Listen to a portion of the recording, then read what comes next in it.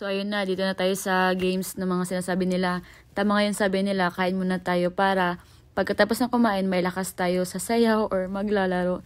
Tingnan nyo naman kung gaano kabilis tumakbo yung mga kasamahan ko at saka sa kabila. Sa larong ito, parang natalo ata kami kasi nga hindi nakuha ng technique ni yung sa Nihon Jun. Pero okay lang yan kasi games lang naman eh. Ang importante doon is nag-i-enjoy tayo sa larong ito. Sa lahat ng laro, opo, grabe, sobrang nakaka-enjoy. Alam niyo ba guys, first time namin, pero parang, huy, hindi tayo mahaya dito, ngayon lang to, kaya next year na naman, or sa December, huy, wag kang mag-ano dyan, advance ka mag-isip. Sa kabila pala ang nananalo, grabe, huy, ba't ka nandyan, yung crush ko, girl, grabe, apakaswabe yan tingnan, tapos ang simple, ang lakas ng dating. So, sa another games na naman tayo, sa mga lalaki naman, pinipilit nila dyan kasi nga kulang sila ng isa. Tapos si Tito Boy yung nakita nila.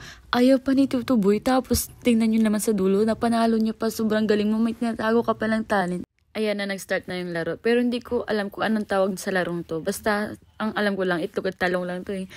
Hoy, galingan mo naman dyan. Andito lang ako sa harap. Hoy, sino ka dyan?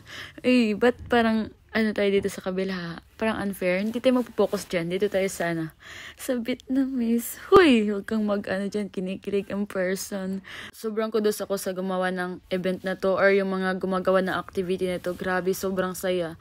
Apaka-entertainment. Hindi ka talaga maboboring kasi sobrang nakakatawa. Tapos, ewan ko na lang kung KG ka, hindi ka matatawa sa mga palaro, sa mga ginagawa ng mga lalaki. Sobrang saya talaga as in.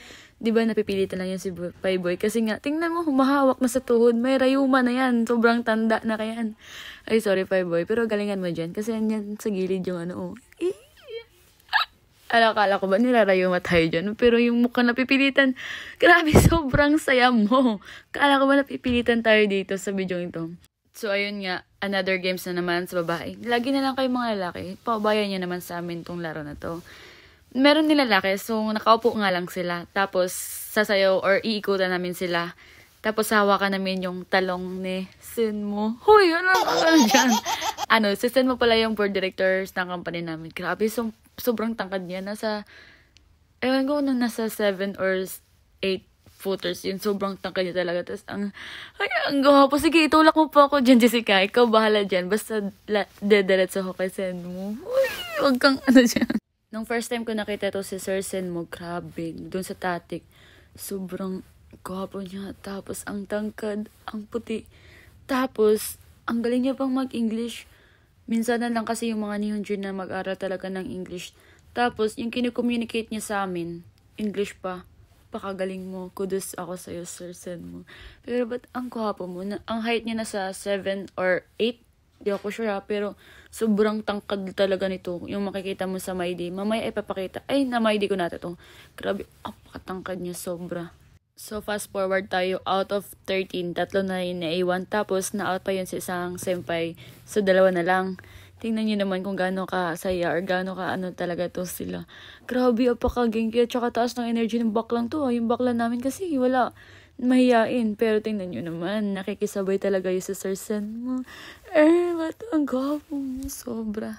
Tapos, ang galing pa na senpai, sinasabayan talaga yung bakla. Tuwang-tuwa talaga kami kay senpai. Akala ko mag-split. Hoy, walang mag-split. Basta yung Pai. Pero wala, joke lang yan. Pero apaka-dancer ni Payo. Hataw na hataw. Lagyan kaya tayo ng music. Grabe naman itong panahon, hindi man na sumabay sa amin. Grabe, sobrang saya namin. Tapos ikaw, sobrang saya mo din sa pag-iyak dyan ng ulan na yan.